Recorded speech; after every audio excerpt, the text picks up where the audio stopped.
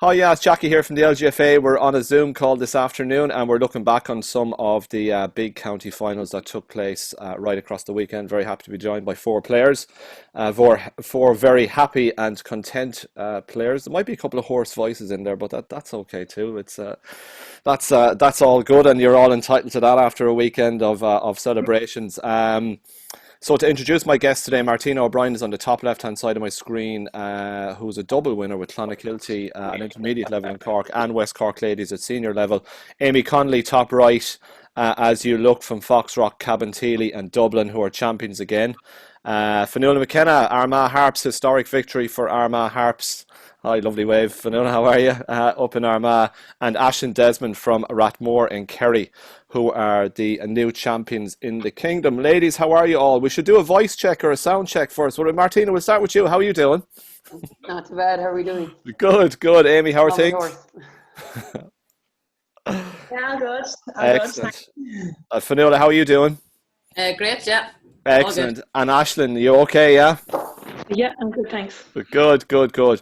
Martina, I'll come to you first because I'm intrigued by the story of West Cork Ladies, and obviously with Clonakilty you won an intermediate title the previous weekend, if I'm not mistaken. So two in the space of 7 or 8 days. That's pretty nice. No wonder you're a little bit hoarse today. Well done and congratulations, Martina. Thanks for coming on. Thanks very much. No matter. Yeah, look, I suppose it's been a savage week altogether. I like starting out this year.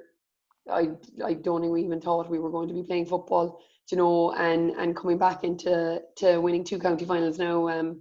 It's been great. Look, we were just happy to be playing, but I think with the intermediate, we underrated ourselves, but everybody else kind of didn't think we were going to win either. So I suppose that one was a huge surprise. Now obviously the senior one was a great win as well, but I suppose, look, it was 50-50 there. It was either us or Mornaby, and look, we're just over the moon really with that one as well. We've been trying for 2 years in the final to beat them, and the whole West Cork thing has been around for maybe about 5, and I suppose this year we're glad to get the opportunity to even play in the final. So we're so happy to win it.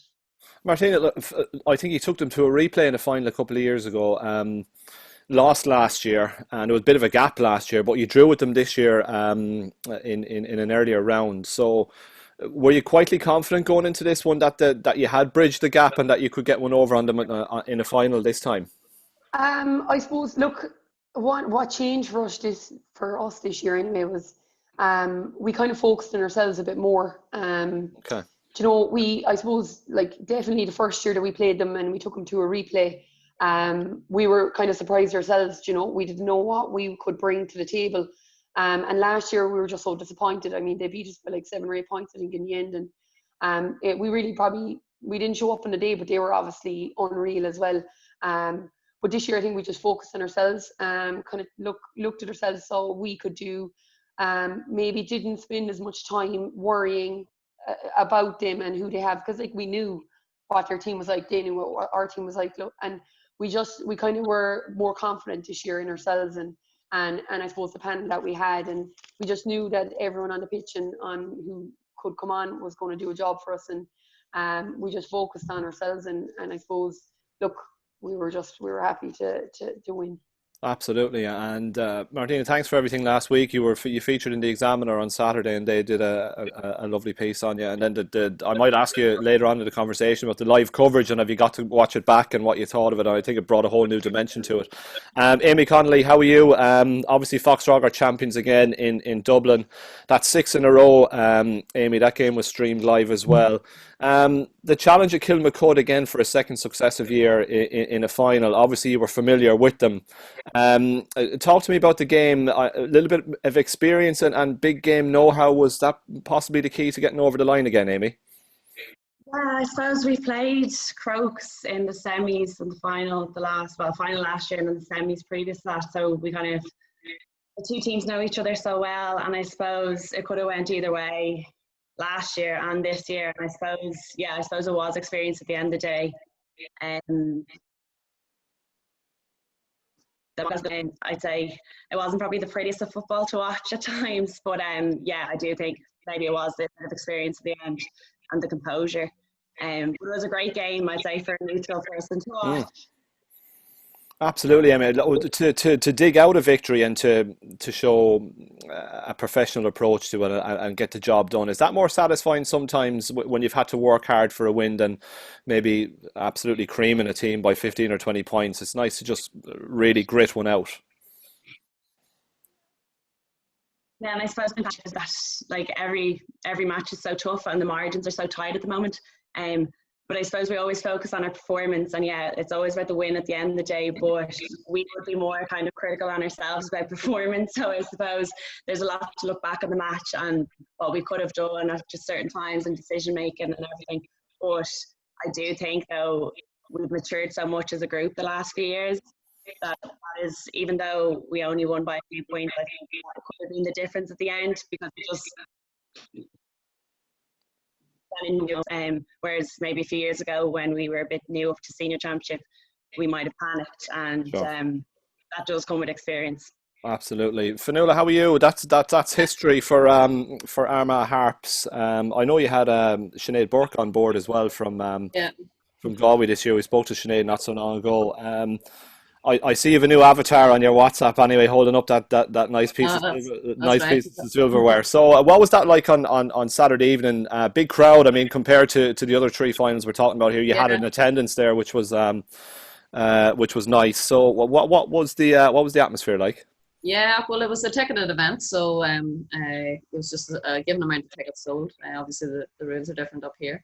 But it was a sellout, wasn't it, Fionnuala? Whatever tickets went on sale were snapped up pretty quickly. The tickets that were available were all sold. So it was a great game. The surface was wet, but the athletic grounds in Armagh was in great condition, and that's where the game was played. We got off to a really good start and got a comfortable lead in the first half. We were up by 7, but then we came out in the second half, and we were playing against quite a breeze, and it was a very tough second half to play.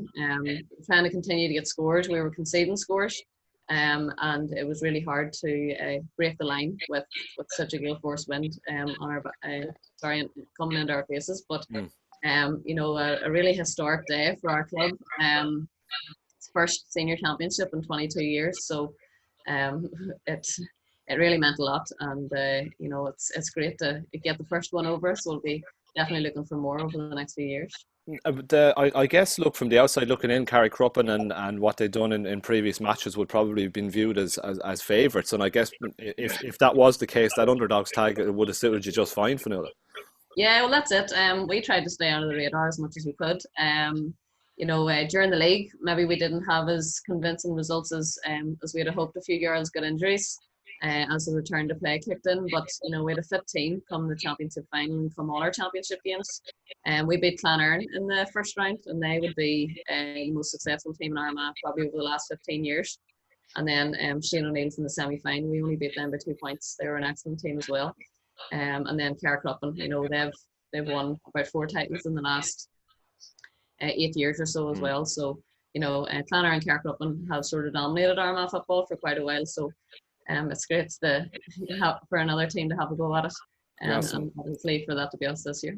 Some nice scalps there, all right. And you're back out quite quickly. You're out again this weekend, Fionnuala. Yeah, we were out this weekend in the Ulster quarterfinal against St Paul's Belfast.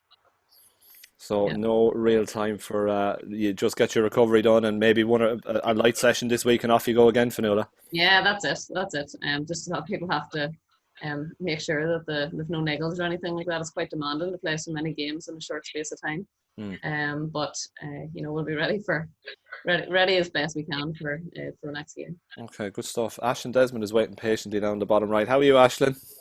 Very well, thank you, Jackie. Good. So the history of your club over the last few years, rising steadily through the grades and now senior champions, that must have a lovely feeling, Aislinn. That must be a lovely feeling.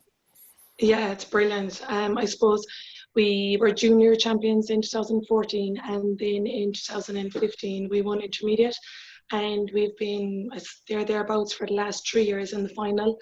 But this year, thankfully, we won. So we had South Kerry in the final there on Sunday, and we won kind of comprehensively in the end by, I think it was 12 points in the end. But they were just such a tough side. Like, we'd already played them twice in the championship because there's just 4 teams in Kerry Senior.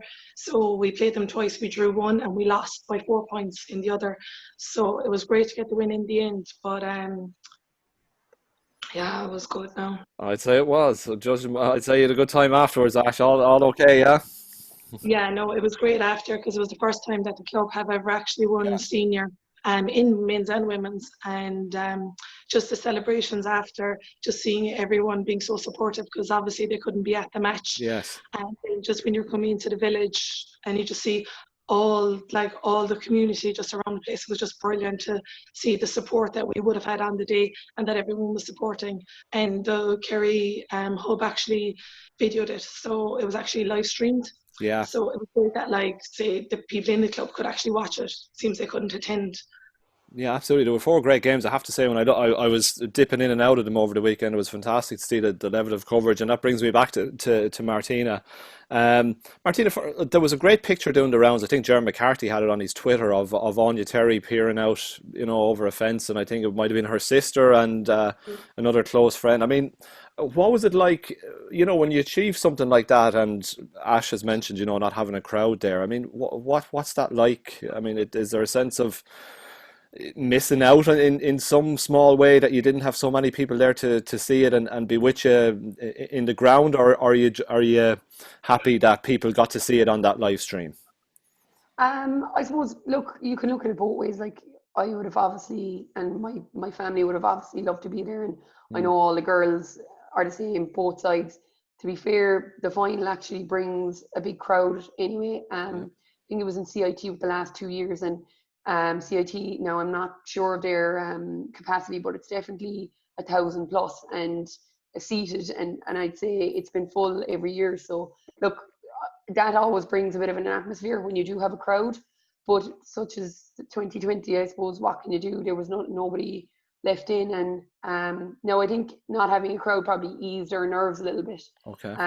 But in the end, when you look back, you're like, geez, it would have been lovely to have people there. And that picture actually, it's Anya Terry's sister and her cousin.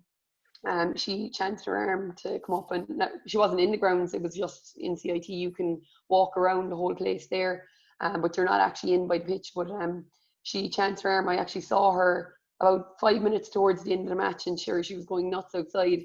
And she would have played with us the last couple of years, but she just decided not to this year. So she would have had a vested interest in the team as well. And it's a pity for people like that who maybe would have been very close to the team and would have a big interest in coming to the match. But look, there's nothing you could do. I suppose the best thing, the next best thing was the coverage. It got savage coverage by the Irish Examiner, and I watched it back actually since, and it's like the quality is savage altogether. And in fairness to having great commentary there as well, and Breed and Efi did a great kind of analysis of the game throughout as well. So I suppose having that was really helpful to get it to people. Look, it's great for our families to see it, but it was great for outside people as well that might have no interest or no vested interest in either team, to get to see, it was a top quality game. Yeah. And it was nice to, it's nice to have that as well, and probably just, I suppose, get ladies football, and especially the club scene, because I suppose not a lot of people will get to see it, and it took it to maybe more houses than it would have if it wasn't live streamed. Yeah, absolutely, Martin. So you're dead right. There's so many pros and cons to it, because the progress we've made in recent years and the crowds that we're getting, and they're even increasing crowds at club level. And in the year 2020, it would be absolutely fantastic to have people at the games, because they're such good spectacles. Amy, to pick up on that, I mean, you've won obviously many county titles. You've won them in front of crowds, and now you've won one without a crowd present. What was that experience like for you, Amy? And does it dim or dilute the motivation levels going into the game in any shape or form, or is it the case that when you're between the white lines that it's business as usual? Yeah, I suppose once the match starts, obviously there was a lot of talk beforehand about obviously no spectators and would it make a difference, but once you start the game, it's literally just the football that matters. And I suppose afterwards, when we're all on the pitch with our team, that's the people, obviously you want to be with your family as well, but at that moment in time, it's the group, the management, that your teammates that you've been with through this journey. And then obviously we got to go home to our parents then, and our family. And it was a different lead up to the match, thinking that there would be no spectators.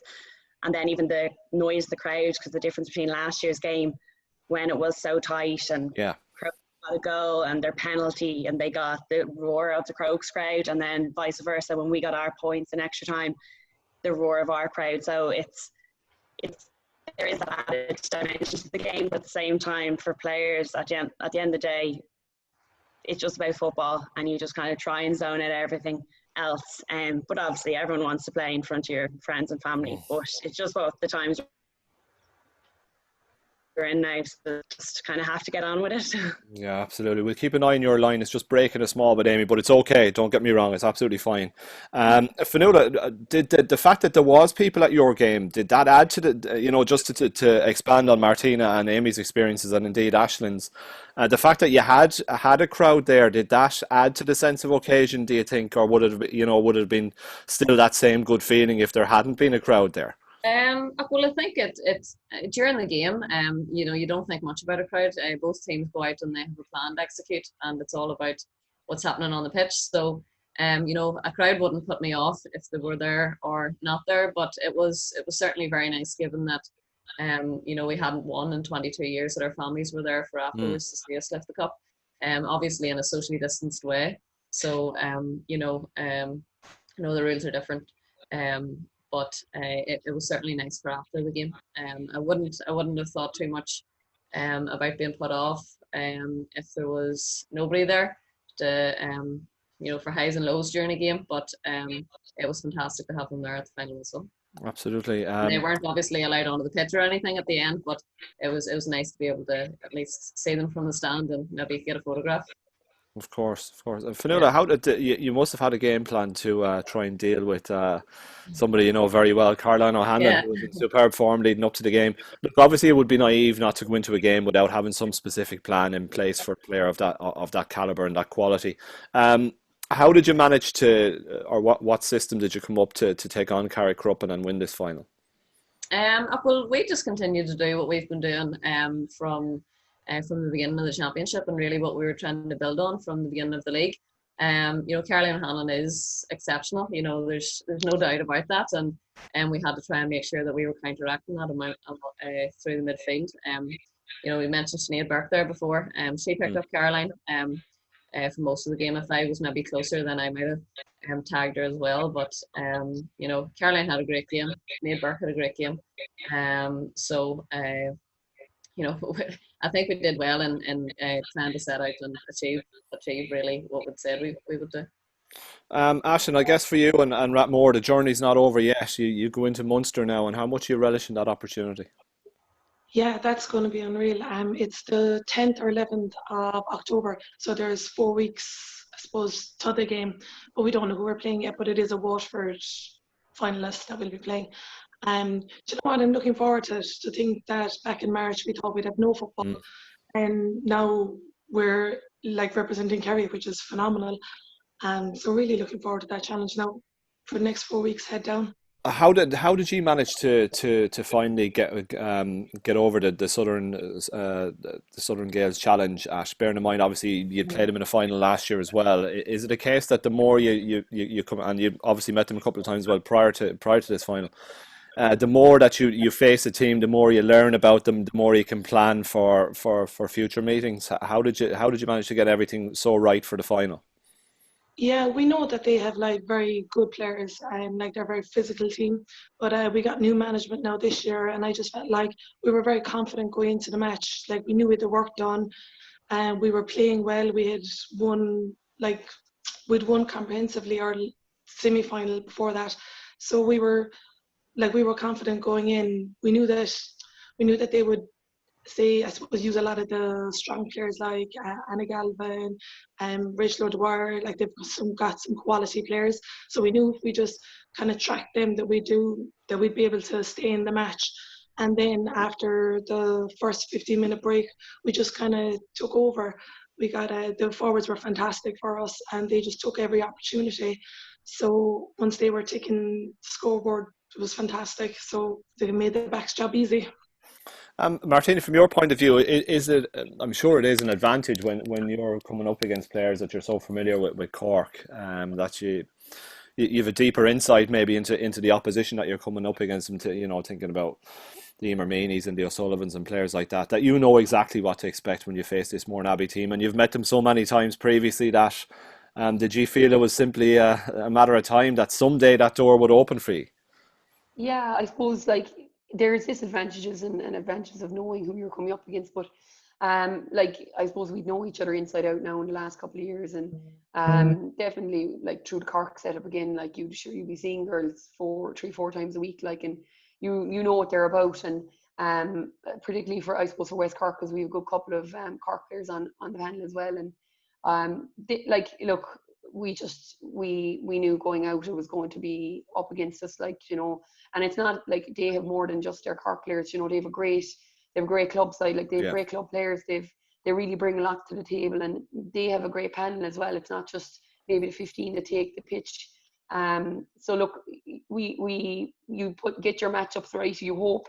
It hasn't happened to us first in the last 2 years, like you'd be trying to match players off who'd suit who, and it didn't work for us last year or the year before. But I suppose, look, we knew if we just kept at it and I suppose implemented the game plan that we had, that like surely something would come off for us. And I think it did on last Saturday, and we were I won't say we were lucky because we were very prepared, and it was a good game of football, but I think we just had the edge on the day, and like maybe another day if we played them again next week, sure they could pip us, like, so I think if anything it's probably going to drive them on now for Munster. They don't like losing, so I think we might have done a disservice to the rest of the counties in Munster. Yeah, you've taken that next question straight out of my mouth, Martin. I was going to ask you, how do you think they will regroup now, because they still go forward to Munster?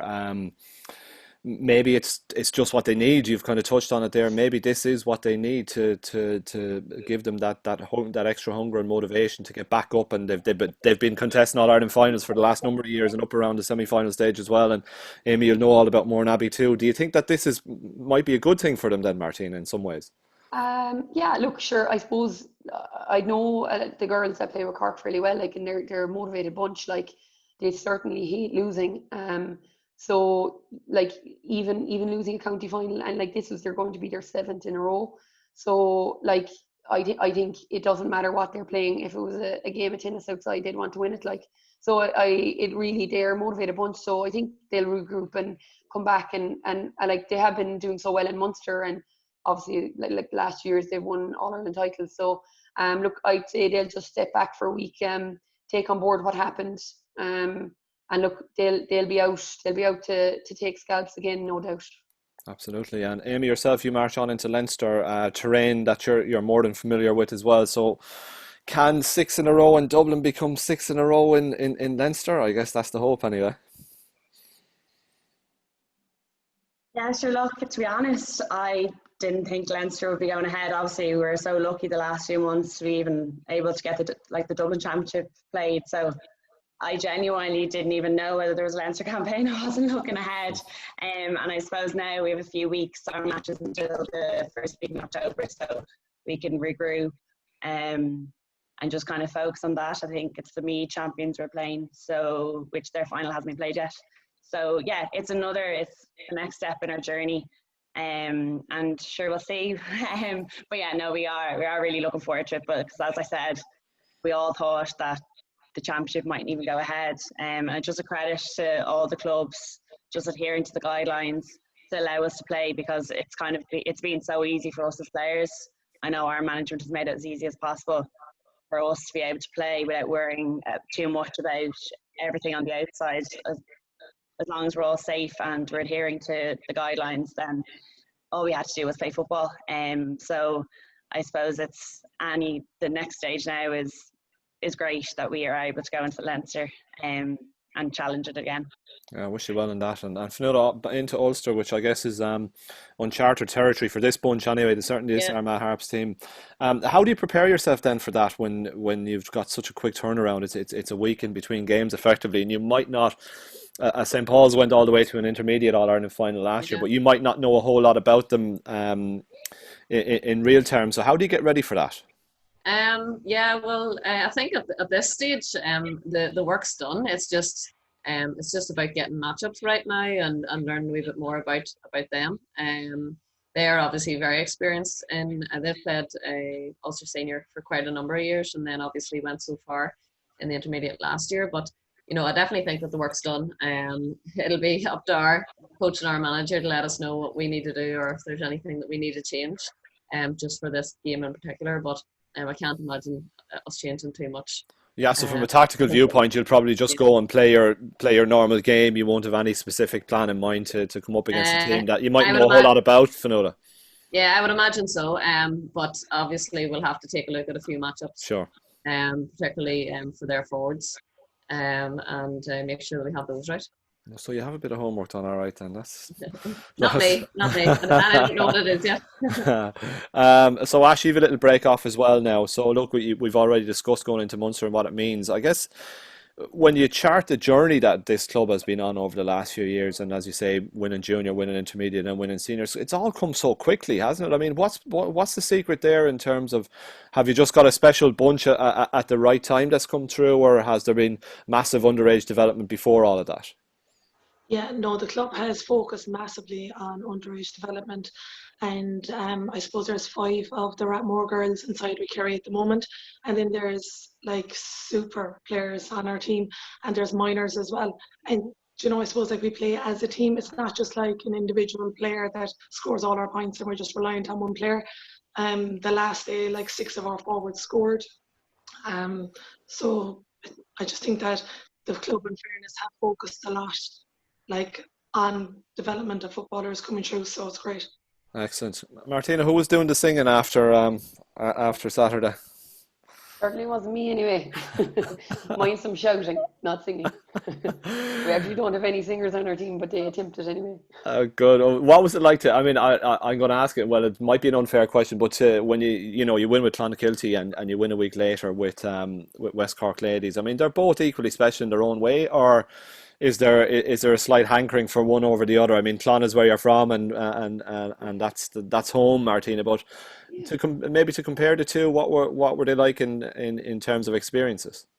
To be honest, completely different. As in, we'd won a junior title with Clon back in 2009, and we actually went straight from junior to senior that year because there was no intermediate championship in Cork, and so we'd never actually experienced winning an intermediate title in Clonakilty. So it's actually a totally different experience, and obviously I'd never won a senior. No, they were both as special as each other, to be honest. It's great with Clonakilty. Like, there's still a few of those girls that we played that were playing back in 2009, and some of the older heads are still there. But then we had the pleasure of having some real young footballers come up, and girls who were only 15 and 16 playing for the first time, and it was actually great to stand back and watch how much it meant to them, and not just for us. Like, we've experienced winning, which is great, but to see their faces and see some of those girls that have never won anything to win a title. And I suppose none of us expected it to happen, I suppose, at the start of the year, or even coming into the latter stages of championship. But it was fantastic. And look, a senior title in Cork is hard to come by. Like, you've had teams dominating, like Mornabbee and Inch Rovers and St. Val's and Dunamore over the years, and I suppose this was probably maybe my one and only chance, my last chance to win a senior title, because look, we're going up senior with Clon next year, but it's going to take a few years to develop girls into playing senior football. So it was really my last chance, and it was special as well. So, like, there were two very special days.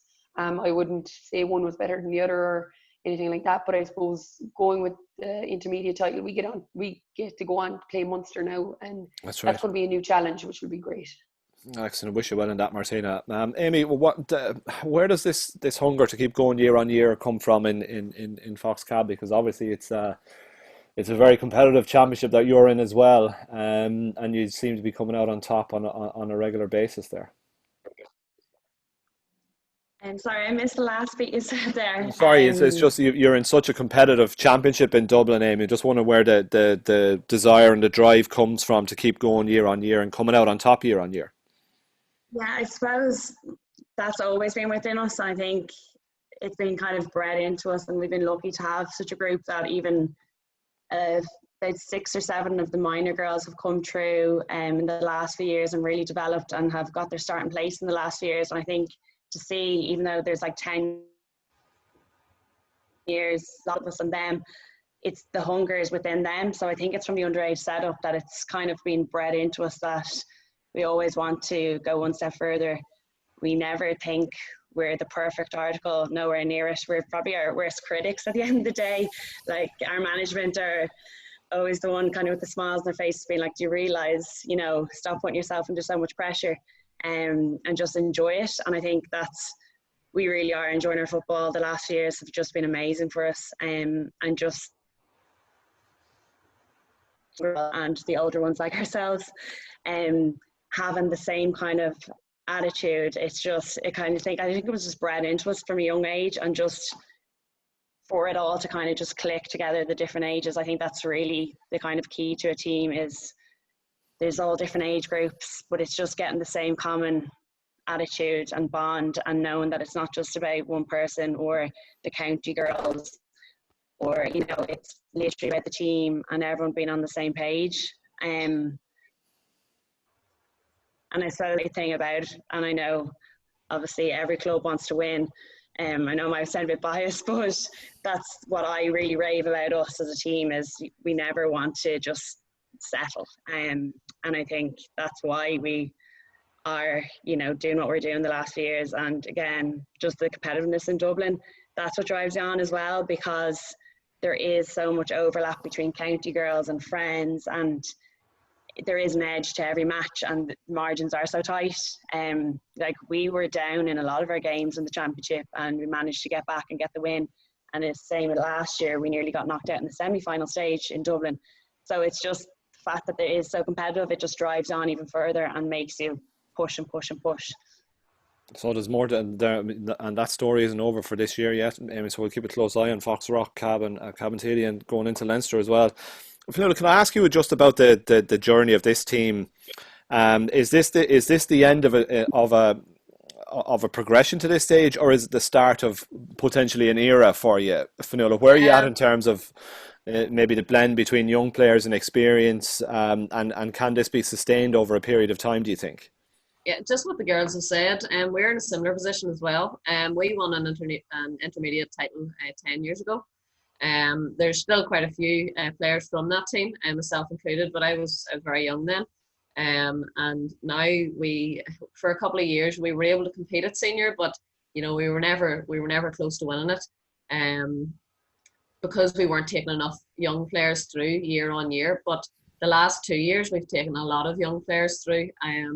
They've increased training numbers, they've increased competition places, and they are really superb. They've our current manager, Paddy McShane, managed a particular group from under 12, under 14, under 16 minor, and they won championships at every age group.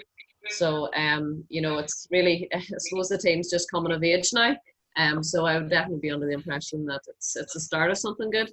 And hopefully we'll be able to maybe get a few more championships in the bag over the next few years. Good news for the Harps, bad news for the rest in Armagh. Well, you hope anyway. I'm too confident. Ash, I'm going to finish with your good self.